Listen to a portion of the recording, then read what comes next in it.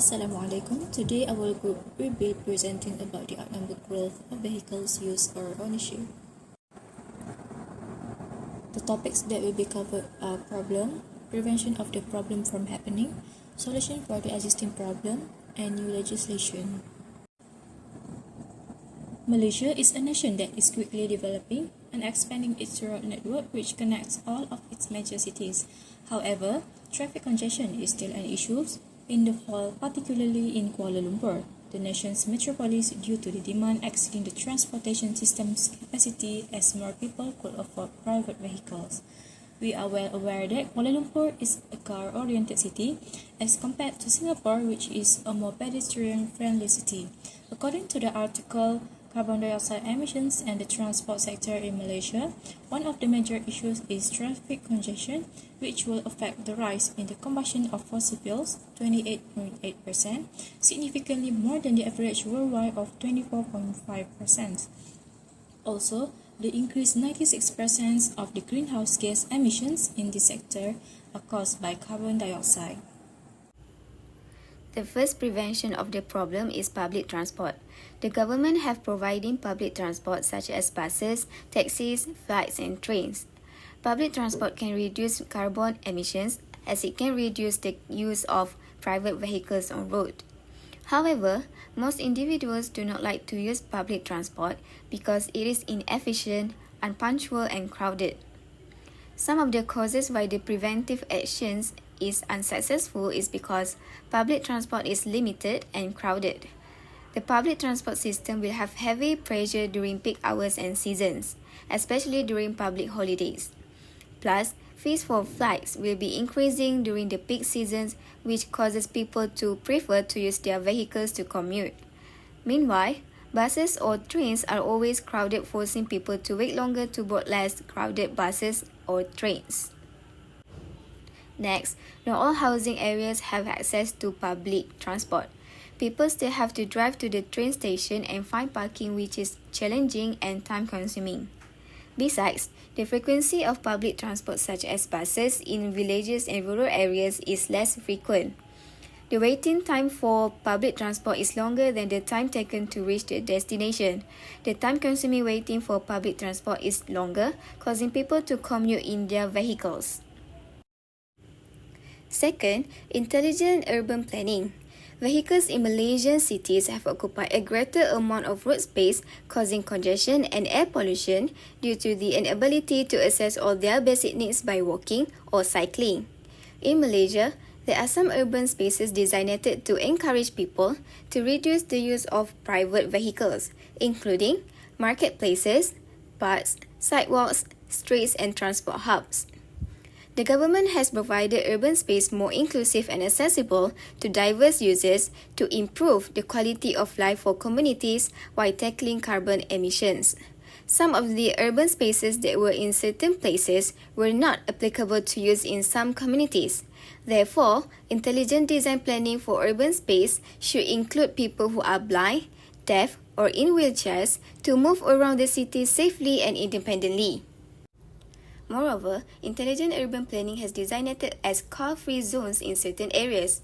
This target place helps to improve air quality if the visitors can use pedestrians, e-scooters and bicycles. The visitors can walk and ride safely in car-free zones. For example, Kuala Lumpur City Hall DBKL implements a policy to car-free in Jalan Tuanku Abdul Rahman every Sunday to encourage pedestrian-friendly cities. But Deputy Federal Territories Minister Datuk Seri Jalaluddin Alias said it is still in the engagement sessions with the stakeholders and public to implement in other areas. Last but not least, Malaysia is included in C40, which is committed to addressing climate change to start prioritizing the movement of people rather than cars. Next, we will be discussing about the solution for the existing problem. So there are 5 solutions that we have came up with. First is increase of public transport. Second, parking and traffic controls. Third, introducing carpool options. Fourth, all drivers must pay a fee when entering the city centre. And fifth, limited traffic zones. So for the first solution of the problem is increase in public transport such as LRT, bus and e-hailing. This is in terms of where government needs to fund and invest more in public transportation. It is best to channel more to rail-based public transportations. More rail-based public transit should be provided as it is more safer compared to road-based transportation. Besides that, rail crash incidents are also very low. Government should also focus on the need of road-based public transportation such as bus, taxi, and e-hailing. By making the fees for this public transportation more affordable, this will attract more people to shift to a public transportation. Next is parking and traffic controls. The government can remove parking spaces and change the traffic routes. For example, replacing the space formerly dedicated to cars with car-free streets, bike lanes, and walkways. This way believes it will help in reducing the number of car usage as well as keeping our community healthy and fit. Next solution for existing problem is introducing carpool options. Car sharing appears to be a good strategy for limiting car use in cities and carpooling with others who are traveling in the same direction when going to work or school. This strategy will decrease the number of vehicles while reducing fuel consumption. Financial savings also can be generated. The fourth solution is all drivers must pay a fee when entering the city center. To reduce the number of vehicles, all drivers entering the city center must pay a fee. Then, the money from the congestion charges can be used to fund more environmentally friendly and improve the public transportation too. Lastly, limited traffic zones, limiting car admission to the city center for those who pay an annual fee only during specific hours of the day. It is possible to shift the balance in favor of more people using public transportation. Even during unrestricted hours, when all cars are allowed to visit the city center, this will decrease car traffic. In order to settle this problem, there are a few new policies and legislation that can be implemented in Malaysia. First, every car owner is required to do a full car service every 12 months, and it is compulsory to bring their car for inspection every 2 years. During car services, it is mandatory to change engine oil and change air filters. The inspection also checks to make sure that vehicles have not been illegally modified. The inspection must be carried out at an authorized service garage or at the inspection center. Inspection and maintenance services can also be found at most car dealers. Every car needs to paste a sticker on the front mirror just like road tax sticker that prove they have done both services and inspection. Car services and inspection will discourage owners from holding on to vehicle for long periods, thus addressing the issue of safety, environment and energy by promoting newer, cleaner and more efficient vehicles. Next is purchase restriction policy on car ownership. The number of plates issued every year for every automotive manufacturer should be limited to constrain the surge of local private car. In this case, the vehicle stock depends almost entirely on the number of plates issued every year by the government. Next, increase quota on energy-efficient cars such as hybrid electric vehicle, plug-in hybrid electric vehicle, and battery electric vehicle to promote the deployment of energy-saving ones and reduce quota on a petrol-used car. Electric vehicle producers in Malaysia can enjoy a variety of tax incentives, which include tax exemption for imports, excise, and sales. In addition, vehicle registration fee. For cars, the new fee is RM200 from RM100 for Peninsular Malaysia and RM120 from RM40 for East Malaysia. Single occupancy vehicles should be charged more than multiple occupancy vehicles, and vehicles that use clean energy should be charged less than petrol and diesel. Increase tax on the second car. the person buy a new car registered as their second car, the taxes are much higher whether it was locally assembled or imported car.